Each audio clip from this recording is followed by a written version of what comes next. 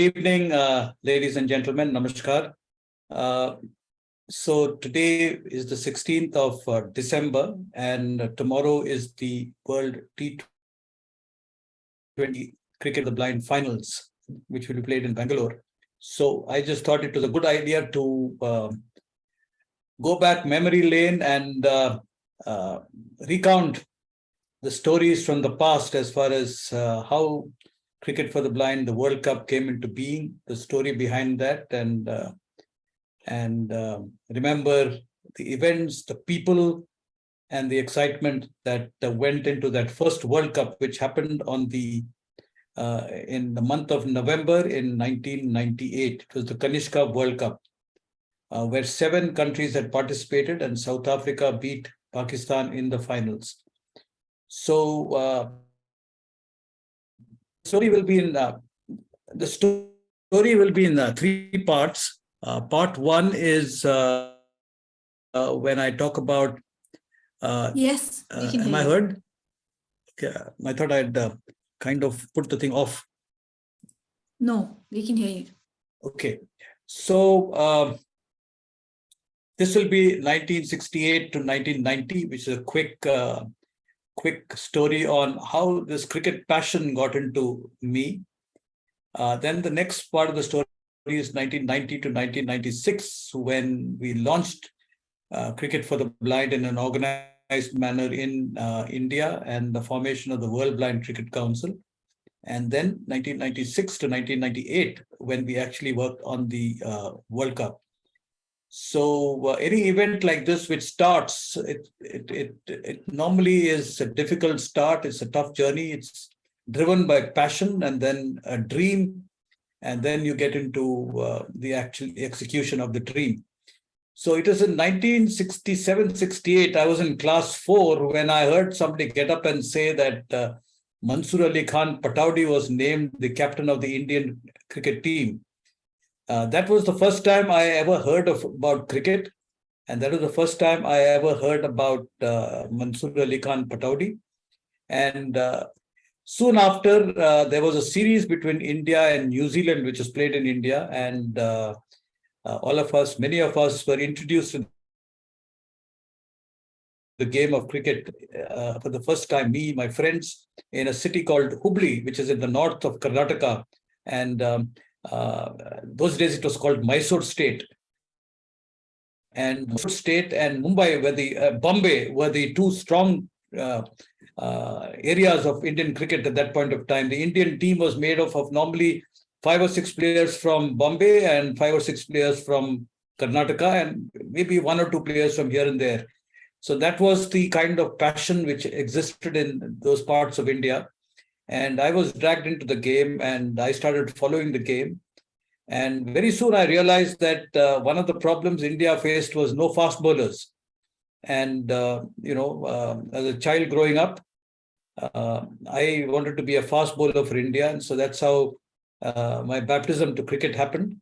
But, because of my bad eyesight, I realized very quickly that I could not play cricket. I could only bowl, because I was throwing the ball and nobody was throwing the ball at me. So I could fearlessly go in and bowl as quickly as I could. And inspired by Dennis Lilly, my dream was to either send the batsman to the pavilion or to the hospital. So that was fine. I didn't bat because I couldn't see the ball when it was bowled at me. So I came to college, and in college also we were playing a game of using a tennis ball and a tennis racket. We used to call it block cricket. And we used to play a lot of block cricket in Delhi, in the Delhi University when I was studying there. And of course, the active playing days were over with college. After that, it was only following cricket, and I had kind of compromised with my passion. I was probably quite disappointed at that point of time that I couldn't pursue a game which I was very passionate about. It was in 1989 when I was on a trip to Dehradun, the National Institute for the Visually Handicapped, NIVH, you would have heard of. That's when I first saw blind kids playing cricket. And when I saw them playing cricket, there were 4 things that came to my mind straight away. Number one, I realized that these kids were enjoying the game. They were really enjoying the game. There was a lot of passion.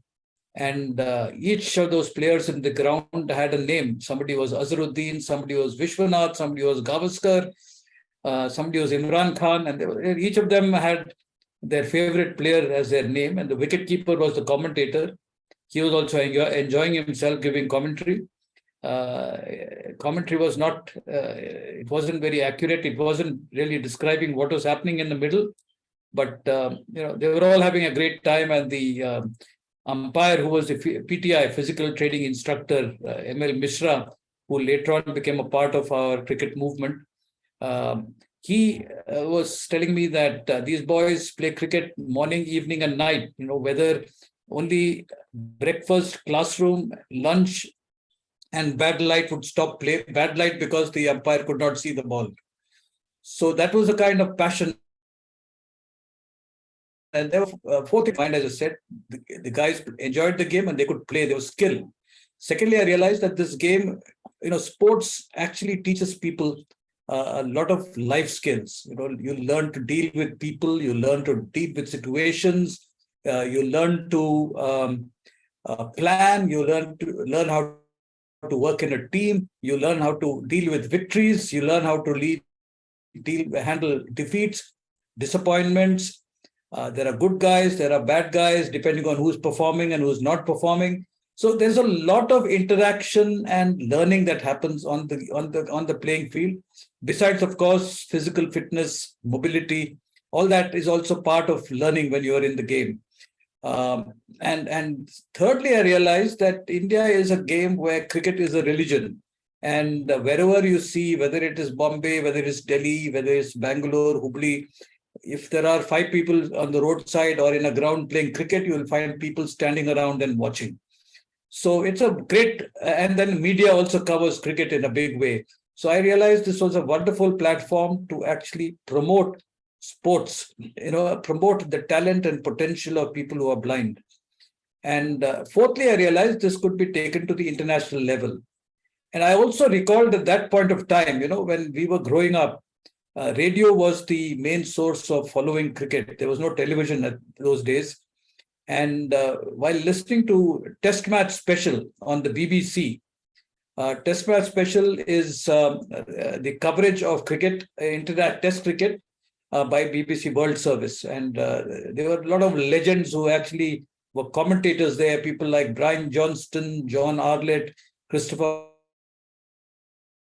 Martin Jenkins, well-known radio names. And Brian Johnston, every time he was in the commentary box, he would be talking about blind cricketers being in the ground, blind cricketers coming to the commentary box. And I used to wonder what this blind cricket, what is this whole business of blind cricket, till I actually saw these kids playing cricket in Dehradun. So that was a time when, I had moved from advertising and I was looking at doing a project with blind people. And when I saw these kids playing cricket and the 4-5 points that I mentioned to you, that kind of inspired me to kind of come back home and tell my wife, Rupa, that, I think the project that we would like to do is promote cricket for the blind. So in 1990, we organized the first national cricket tournament for the blind in Delhi. Now, a couple of things here. Normally activities that are where blind people are involved, you talk about charity and donations and contributions made by people. I was very clear that cricket for the blind was about promoting ability and talent, and it needs to be sponsored. Sponsorship recognizes ability and talent, while donations and charity is a response to disability. So I was very clear that we should promote the event with sponsorship, and Tata Steel came forward to sponsor the first national tournament, which was inaugurated on the 10th of December 1990 by Madhav Rao Scindia, who was then the Cricket Board of Control for Cricket in India's president. And the 16th of, interestingly, it is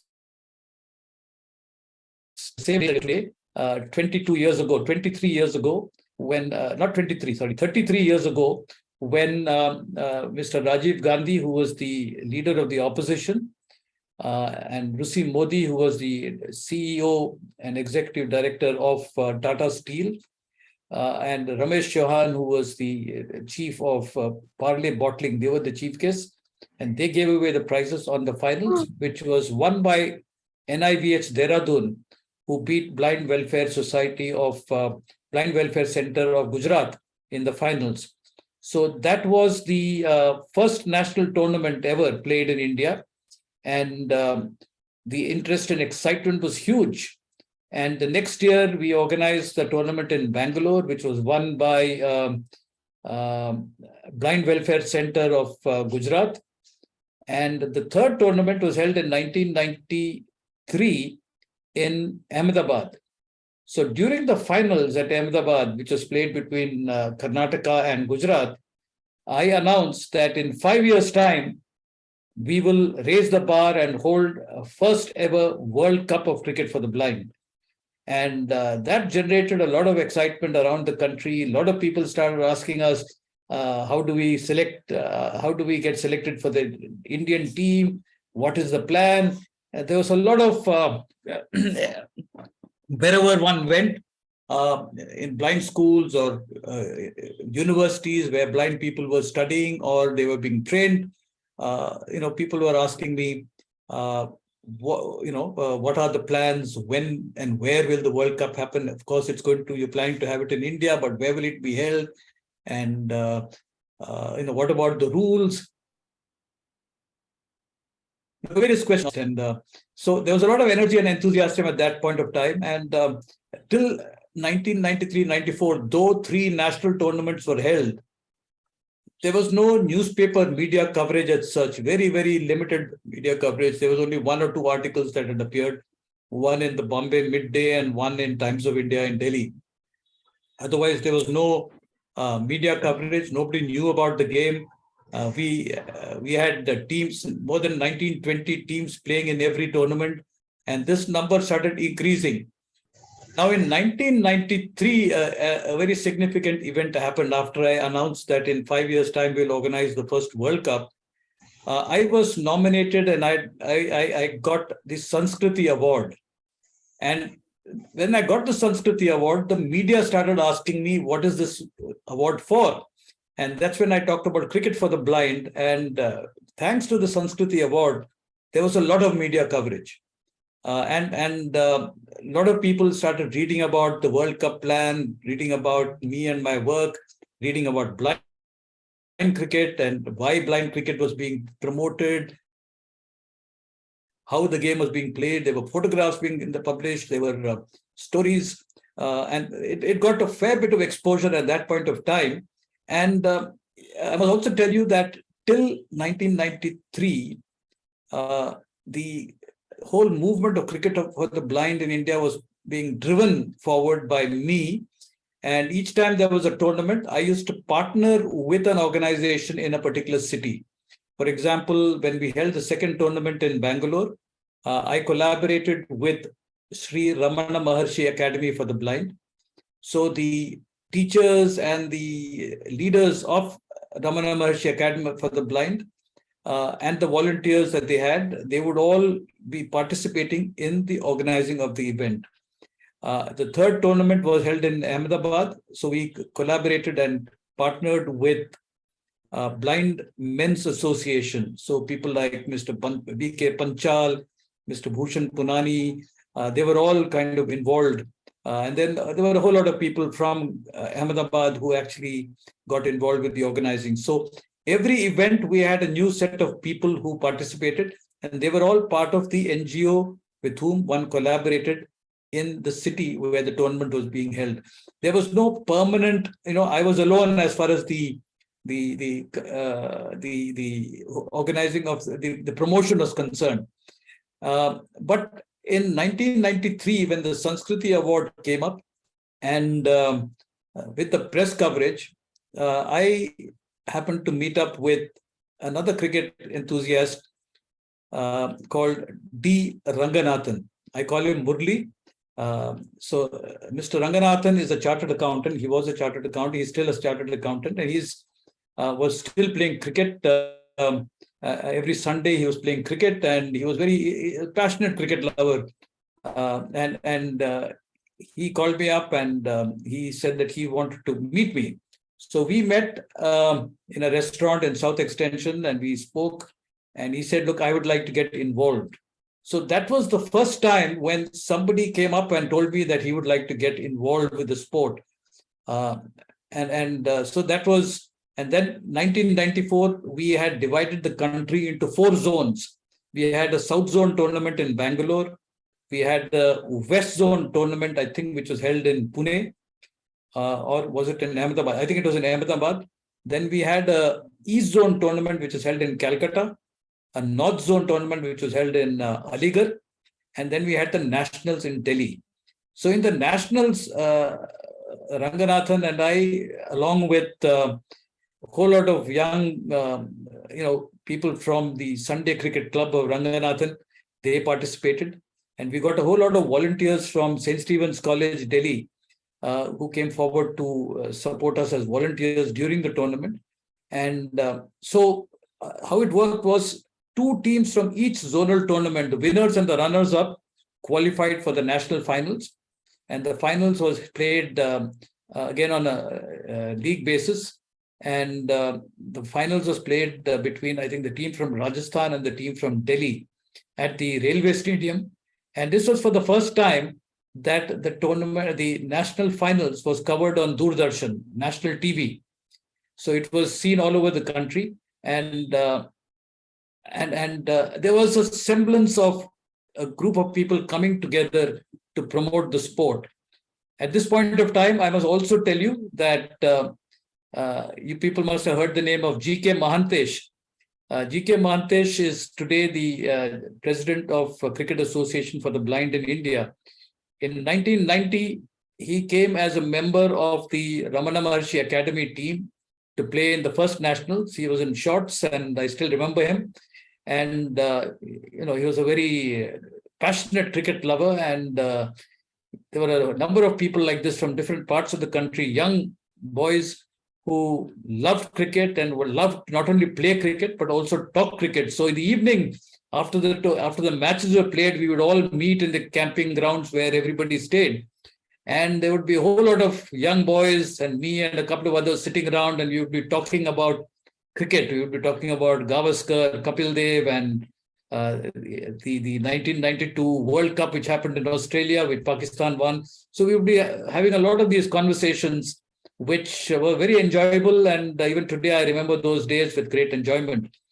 So by the time we reached 1995, I suddenly realized that in 1993, we had announced the World Cup. So something had to be done.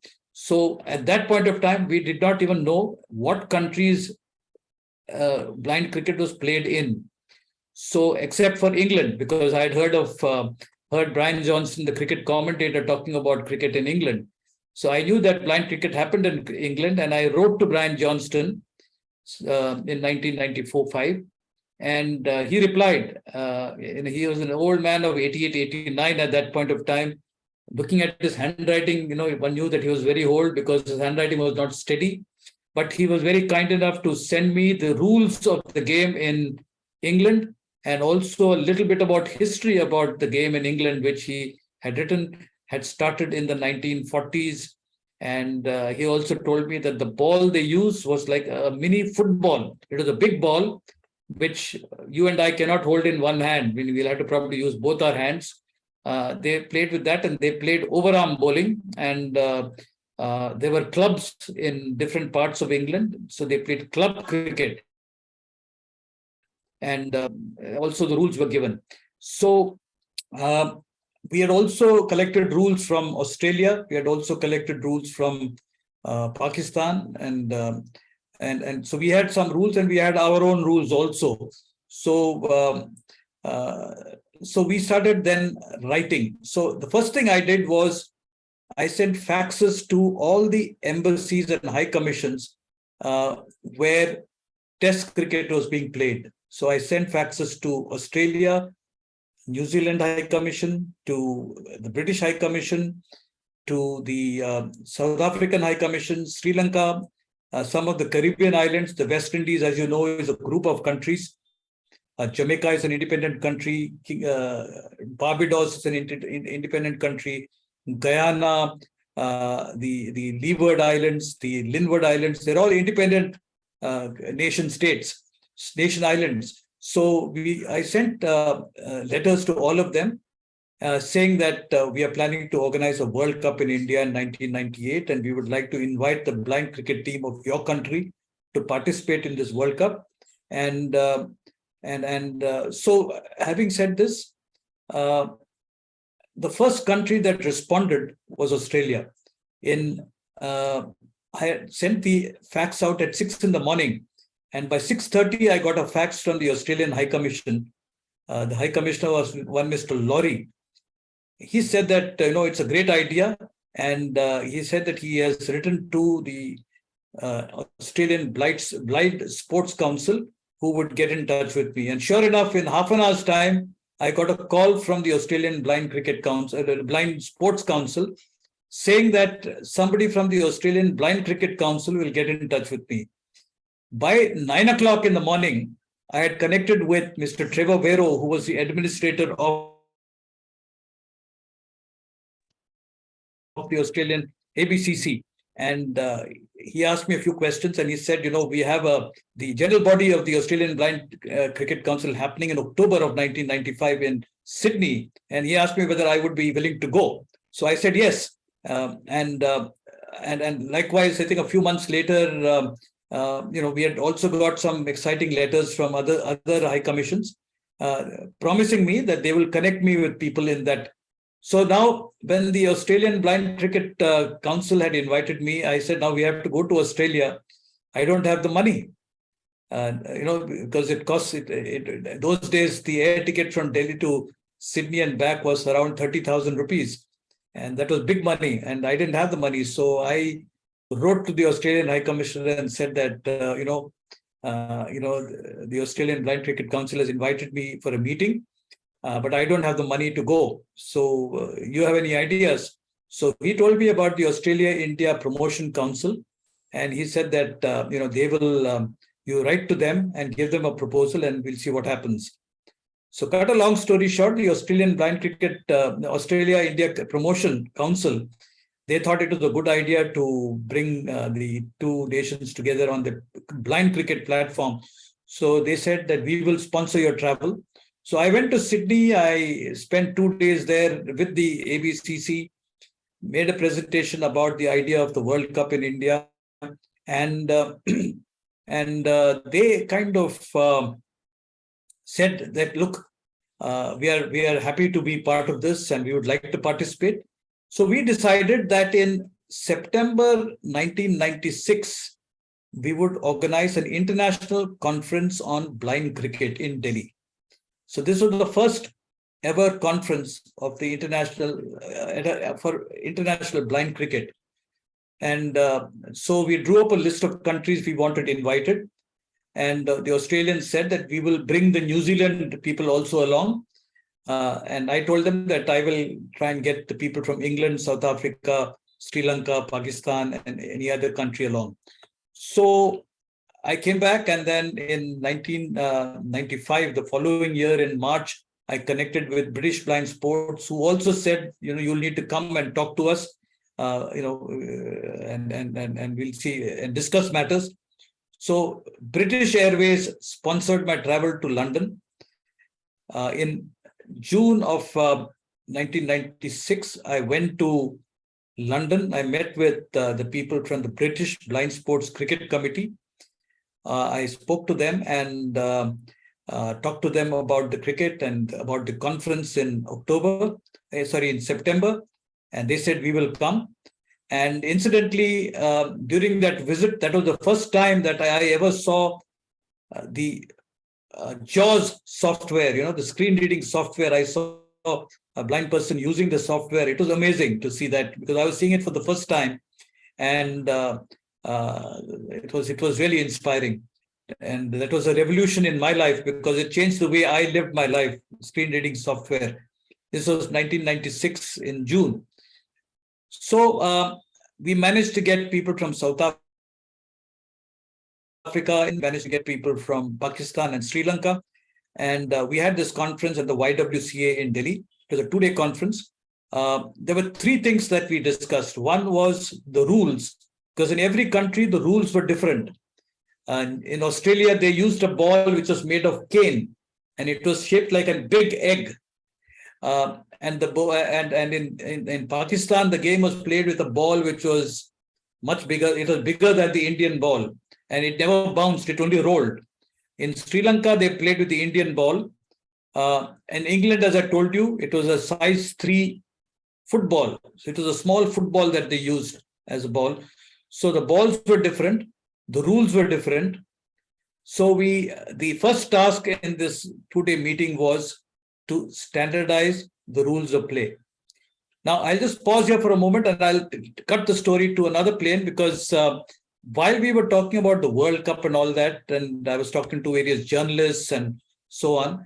So one of the journalists, Mr. Jagannath Rao, he told me that, you should try and get Mr. Madhavrao Sindhya involved with this World Cup. He will be able to help you in a big way. So he set up a meeting. I met up with Mr. Madhavrao Sindhya, told him about the World Cup, and he said he'll be happy to help. So when we had this international conference, I invited him to inaugurate that conference. So he came, met the people, delegation from all these countries. There were 7 countries around the table. From the subcontinent, we had India, we had Pakistan, we had Sri Lanka, we had South Africa and England, we had New Zealand and Australia. So there were about 22, 23 people around the table. And Mr. Sindhya kind of spoke a few kind words, and he promised that he would do whatever he could to support the organizing of this World Cup. And he wished us very well. And then we got down to our business of discussing the rules.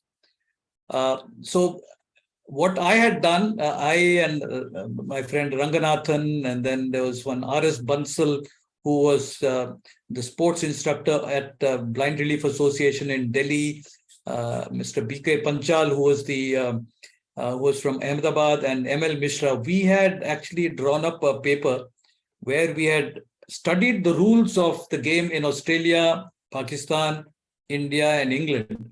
And we had set up a draft set of rules. So what we did during the meeting was one person read out the rules point by point, and we discussed it. So there was an interesting discussion that when we came to the wickets, some people suggested it should be metal wickets, somebody else suggested it should be wooden wickets, and somebody else suggested it should be plastic wickets, so that people don't get injured. But eventually we decided that we will have metal wickets, because the sound of the metal wicket is distinctly different from wooden wickets. And we just felt that probably plastic wickets would be too expensive. So we decided on having metal wickets. The bat was regular. All the other rules were kind of discussed. And, we also discussed and decided that a team would have 11 players. 4 players minimum have to be totally blind. They were the B1s. 3 players who were the B2s would be B2s, and that is people who have less than 3/60 vision or 2/60 vision. And there would be a maximum of 4 players in the team who are B3s, who would be between 2/60 and 6/60. So that was the structure of the team. And then, of course, there were rules created. We also said that B1 should be given some weightage. So we decided that every run scored by a B1 player will be counted as 2 to the team. So if 4, it would be counted as 8 runs for the team. So these were all kind of rules that were discussed around the table over 1.5 days. And, when we came to the ball, everybody was wanting to play with their own ball, which is the Australians wanted to use their ball, while the Indians wanted to use our ball. The English wanted to use the English ball. So there was a huge discussion for a good 3 hours, nobody willing to give up. You know, everybody wanted to use their ball for the World Cup.